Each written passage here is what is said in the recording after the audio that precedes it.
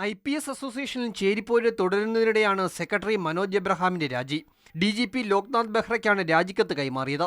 വ്യക്തിപരമായ കാരണങ്ങൾ കൊണ്ടാണ് രാജിയെന്നാണ് കത്തിലെ വിശദീകരണം. അതേസമയം IPS ഉദ്യോഗസ്ഥരിൽ ഒരു വിഭാഗത്തിന്റെ നീക്കത്തിലുള്ള അതൃപ്തിയെ തുടർന്നാണ് രാജിയെന്നും സൂചനയുണ്ട്. അസോസിയേഷൻ അടിയന്തരമായി യോഗം വിളിക്കണമെന്നും നിയമാവലി ഭേദഗതി ചെയ്ത് തിരഞ്ഞെടുപ്പ് വേണമെന്നും ആവശ്യപ്പെട്ട് ഒരു വിഭാഗം IPS ഉദ്യോഗസ്ഥർ മനോജ് എബ്രഹാമിന് പരാതി നൽകിയിരുന്നു. സെക്രട്ടറി സ്ഥാനത്ത് 6 വർഷമായി മനോജ് എബ്രഹാം തുടരുന്നതിനെതിരെയും പരാതിയിൽ പരാമർശമുണ്ടായിരുന്നു.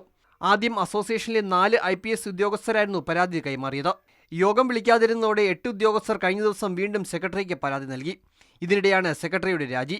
ചേരിപ്പോരിനിടയിൽ അസോസിയേഷൻ സെക്രട്ടറിയെ തുടരാൻ താൽപ്പര്യമില്ലെന്ന നിലപാടിലാണ് IG-യുടെ രാജിയെന്നും സൂചനയുണ്ട്. IPS ഉദ്യോഗസ്ഥരിൽ ക്രിമിനലുകളുണ്ടെന്ന മുൻ പോലീസ് മേധാവി TP സെൻകുമാറിന്റെ പരാമർശത്തിലും ടോമിൻ ജെ തച്ചങ്കരിക്കെതിരായ വിമർശനത്തിലും അസോസിയേഷൻ പ്രതികരിക്കാതിരുന്നതും ഒരു വിഭാഗത്തെ ചൊടിപ്പിച്ചിരുന്നു. ഇതിന് പിന്നാലെയായിരുന്നു മനോജ് എബ്രഹാമിനെതിരായി ചില ഉദ്യോഗസ്ഥരുടെ നീക്കം. മാതൃഭൂമി ന്യൂസ്, തിരുവനന്തപുരം.